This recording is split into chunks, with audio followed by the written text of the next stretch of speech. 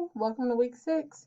This is the module presentation, and we are going to be covering technology in the English language learner classroom. So by the end of this lesson, you will know about receptive and productive use of technology, asynchronous and synchronous communication technology, and we're going to also touch on the strengths and weaknesses of technology in the classroom. And then I'm going to share a few of the technology tools that I personally use. And then also I'm going to discuss your technology presentation that will be due. Okay, so how many people remember being in elementary school or even older, middle school, high school, and going to the computer lab? It was maybe a specials class. You went once a week. Some people went once every 2 weeks. That's how technology was when I was growing up in the classroom. Now, technology is completely different. At my school, all of the students have a device. K through 2 have iPads. I'm sorry, K and 1 have iPads, and 2 through 8, they all have Chromebooks. All the classrooms are equipped with interactive boards. The teachers have laptops that also turn into tablets. We have tons of technology all around, and it is very important that we incorporate technology into the education of English language learners, and that we use technology that is going to enhance their language development. And so it's very important that we take advantage of the opportunity that technology gives us to enhance that development. Okay, so what does research say about technology in the classroom? As research always tends to do, there's two conflicting sides. So one side of research says that technology is awesome. It should be in every classroom. It does nothing but enhances student learning. And then the other side of the research says that there's not enough technology to prove that there's not enough research to prove that this technology is really that great. Okay, so a few points that I wrote down. The first one is that, and this comes from an article that, excuse me, I've listed the link below. Technology supports student achievement. Okay, so there's lots of research that says that technology has a positive effect on student achievement in many different content areas. And there are so many grants that schools receive to start including technology in ELL classrooms and to use with ELL learners. Okay. The next point, technology builds 21st century skills. Okay, so students that went to school 20 years ago need different skills and are taught different skills than students who are in school now. So the use of technology builds those 21st century skills that students need for high demanding jobs. Technology engages students in in content creation. So students are able to use those higher order thinking skills to start to create content to share, not only with the people in their classroom and their teacher, but to possibly share globally online. The next point, technology increases access to education. There are some people who are not fortunate enough to have technology and internet access at home. So it's important that they get to engage with technology and its positive effects in education at school. Technology also promotes inclusion because it creates a learning environment that can engage all learners. Technology facilitates differentiated instruction because it is able to be personalized and used for intervention. Technology also empowers students to research. Students have access to so much information at their fingertips, okay? And so they're able to do more research and inquiry-based learning, which also supports the STEM field.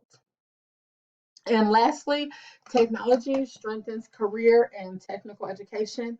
That kind of goes hand in hand with the 21st century skills. It prepares students with new kinds of knowledge and skills that are in demand in those high growth emerging industries. Okay, as we all know, the workforce is changing.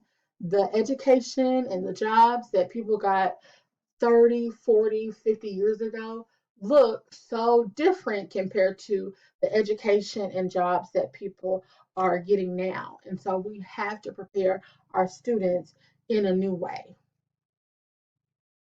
Okay, so when using technology, it can either be receptive or productive.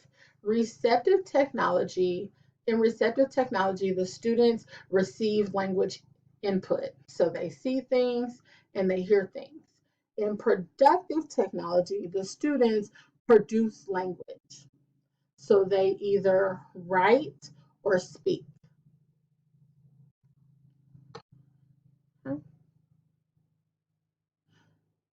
With the communication that comes with technology in ELL classrooms, students can communicate in two ways. It can be asynchronous or synchronous. Asynchronous communication is not in real time, it's delayed. So those would be things like um, messages, emails, podcasts, discussion boards, blogs. Those are not in real time. Asynchronous communication is communication that happens in real time. You're able to get instant feedback. So there will be instant messages, texting, chat rooms, virtual classrooms. Okay, so that's the difference between asynchronous communication and synchronous communication. And some of these can overlap, like instant messages. It can be instant. If the person's not available, it's no longer instant. It's no longer synchronous. It turns to asynchronous communication. Okay, so CALL is the acronym that stands for Computer Assisted Language Learning. And this is an acronym that you might see in some ELL research. You might see it in some curriculum. And basically, it's the use of technology in the ELL classroom. So, some of the strengths are that the use of technology is engaging. Students typically want to use technology to learn in the classroom. It can also be individualized, so you can work with students at their proficiency level. You can assign them tasks at their proficiency level. It's an efficient use of time. So everybody's able to get started right away, and the teacher's able to bounce around and help different people. You don't have to explain directions 20 times. There might be directions that they can listen to. It's an efficient use of time. There's opportunity for instant feedback and error analysis. So for some games, if they get it wrong, it gives them feedback. This is why you got it wrong. um, and it may correct them and it will give them the reasoning for why they got it wrong. And so they're able to correct their error. And it can also be used as a supplemental tool. And that is a lot of the ways that I use technology in my classroom. So technology should never replace the teacher. And so I use technology supplementally to go along with my instruction. Some of the weaknesses of technology in the classroom is that there could be a gap between the teacher's knowledge for the use of the technology. So teachers can only teach students to use what they know how to use. And technology is ever changing. There's always a new app, there's always a new program. And so teachers excuse me, teachers have to be aware of the new technology and how apps change and how apps update and how sometimes if you used a website last year, it might not be available this year. And you have to, have a basic understanding of working a computer or an iPad. Next is accessibility. And so that is the lack of resources to use technology. So some children may be able to use the technology at home, but you couldn't assign it for a homework assignment because they may not have internet access or an iPad or a laptop at home to use. Some schools loan out their technology for students, some schools don't. Another weakness is technology being used for babysitting or for busy work. And the students, instead of having an intentional lesson, the teacher has just put them on technology so that they are quiet and it becomes a babysitting tool. And lastly, some of the students master the program. They know how to get to the next level. However, they never master the content. So they've gotten good at guessing, clicking through the program. However, they're not mastering whatever those lessons are, whatever language information they're supposed to be receiving. So here are a few questions to consider when you are thinking about using technology in your classroom or trying to figure out if it's effective. So the first question, does it enhance student learning? Is it appropriate for the student's age or language proficiency? If a student is emerging, they don't need to use a technology tool that is all reading. They may need to use something that's more picture based. So you always want to make sure that it's appropriate for the student's proficiency level and for their computer skills level. If they're in kindergarten, you probably don't want to give them some type of tool to use where they have to type. Okay? Always consider, is it just busy work? What is it that they are gaining from using the technology? How can certain sites be used at school and at home? Are the sites culturally responsive? How effective is the feedback that the student is getting? You might want to also consider if the student is getting feedback, and will, this kind of goes into the other one, will the students have access to this resource outside of school? Okay. So these are some of the tools that I use in my classroom. This is one that I use every day, several times a day. I use Class Dojo in my classroom, and it allows me to do several things.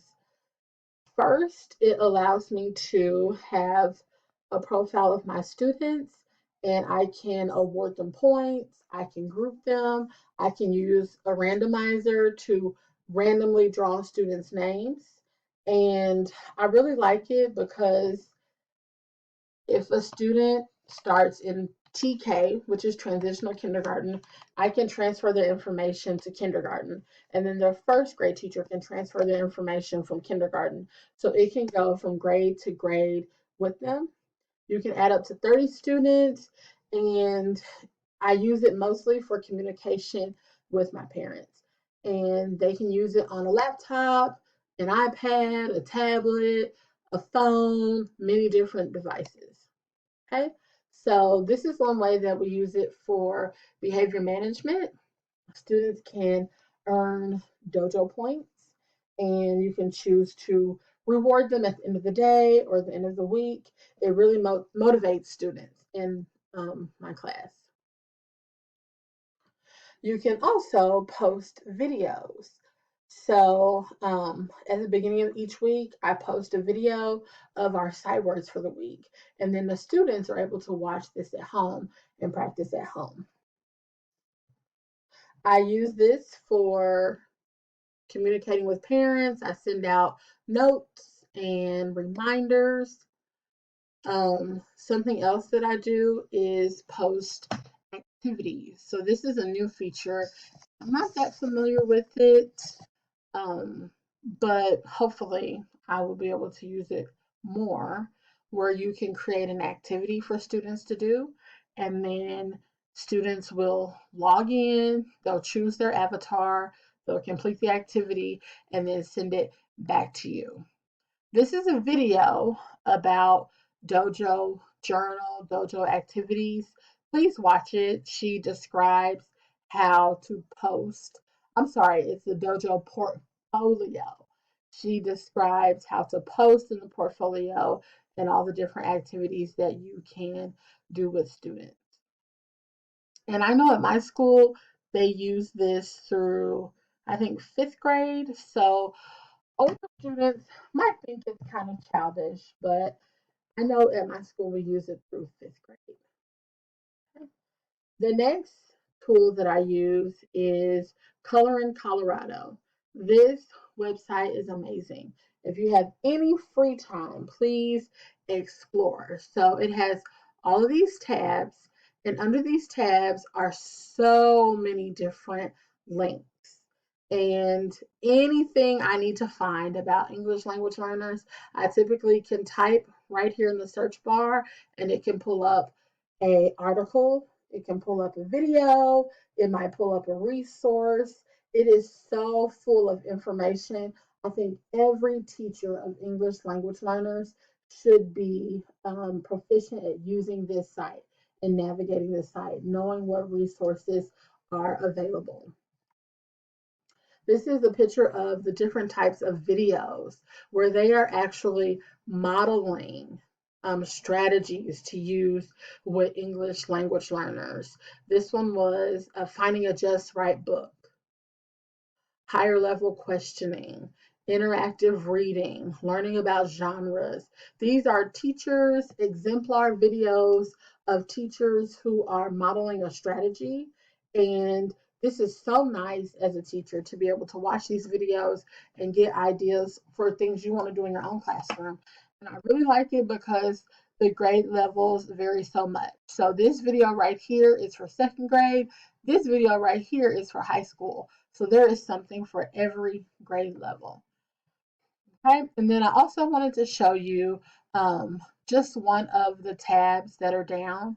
So there's information for new teachers, creating a welcoming classroom. And when you click on all these links, about 10 more links pop up. ELL strategies and best practice. There's so much information on this website. It is definitely worth some time to explore it. And then I just wanted to show you how once you click on something on the drop down menu, then many or other articles and videos pop up. Ooh, sorry. Okay. You may be familiar with this. This is Google Translate. You type in what you're trying to say, and then you can choose a language for it to translate in. And sometimes you have to use this. You have to do what you got to do to get by. Okay, the next one is Padlet. And I love Padlet because it's interactive. You can choose different types of Padlets, and you can share your Padlet link and people can post to your Padlet. So the one I use the most often is the wall. We use this in our class for my in my online class to introduce ourselves. And we also used it to post articles and videos. So you can type and then you can add an attachment, which can be an article, a video. I'm not sure of other things you can add. You can also use a grid, a timeline. I'm not familiar with the map, a back channel. It's like messaging. One person says something, somebody responds. Say something else, somebody responds. I really like the shelf option because you can categorize it and people can answer, post and respond in the different categories. This is an example of the shelf. There were different categories that we did: immigrants, refugees, asylum seekers, and migrant workers. And so if you wanted to find an article about immigrants, then you post under this one. If you want to find an article about refugees, then you post under this one. So I like the way that it organizes the information for you. So on Padlet, you can do 4 Padlets for free at one time. And for $8.25 a month, you can have unlimited Padlets, which I'm looking into doing that. I don't have that yet, but I really like Padlet a lot, so I think I would get a lot of use out of that. The next tool is what I'm using right now to record these videos. It's Screencast-O-Matic. It's a website, you go into it. It is free to record up to 15 minutes. However, I've paid for the premium package where your video times are unlimited and it's like $20 a year. So you go into the website and you click Start Recorder. After you click Start Recorder, this pops up, and this will be in the lower left-hand corner of your screen. And you want to hit the record button. That's the big red button. When you hit it, the narration lights will start to go because the microphone is picking up your voice. Like I said earlier, you can record up to 15 minutes, and it records everything that's on your screen. Or it can record you from the webcam. Or it can do both, where it records the screen and then it has a little picture of you in the webcam at the bottom. Actually, you can drag the webcam picture anywhere you want on the screen. Okay. I download mine instantly to YouTube. However, you can also download it directly to Cast-O-Matic, or you can download it to the documents, okay? And last pointer, make sure your mic is turned on. I have recorded a video and my mic hasn't been turned on and I had to start all over again. You will be using Screencast-O-Matic to record your technology presentation. Okay. Speaking of the technology presentation, it's going to be due on Friday, March 6th at 11:59. It's worth 110 points. You are not expected to spend money. Okay. So for instance, Padlet costs $8.25. However, you can learn about the resource without subscribing, without paying. Okay. You should be able to get all the information you need about the tech tool by researching and browsing the website. Okay. And your assignment is going to be completed in the form of a sketch note. I'm going to show you what that looks like. And then along with the sketch note, you are going to upload a 3 to 5 minute presentation on the discussion board. Okay, so you will use Screencast-O-Matic and you will have your sketch note up, and then you are going to voice over it all the information that is in the rubric that I would like you to provide.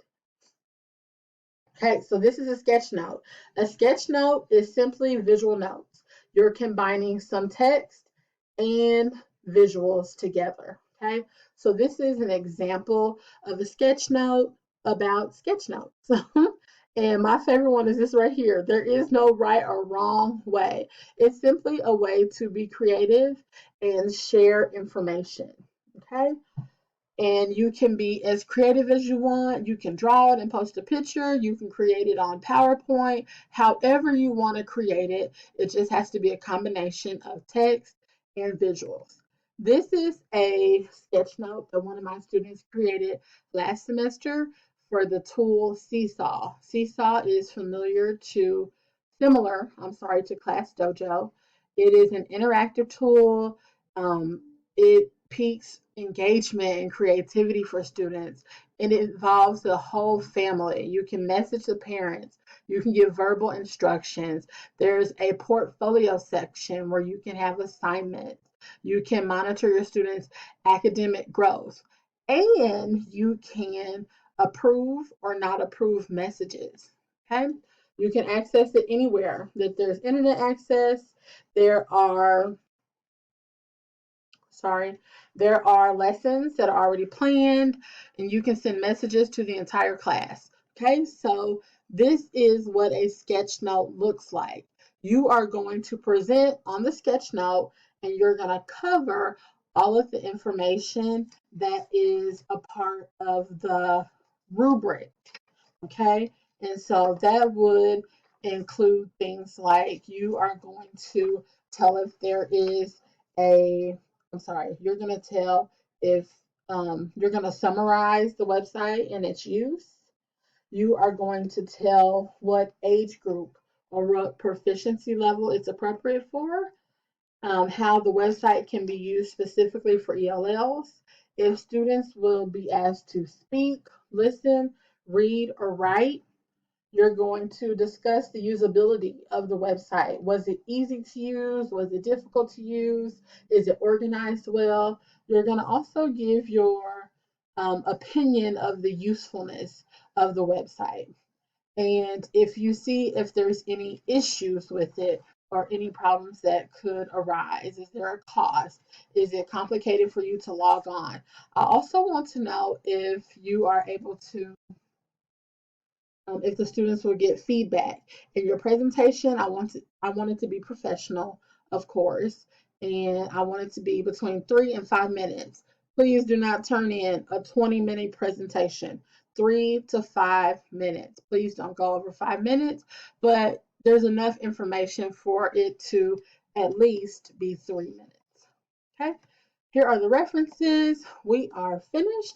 If you have any questions, please feel free to email me as always, and be looking for the midterm study guide that will come out by Sunday. Thank you.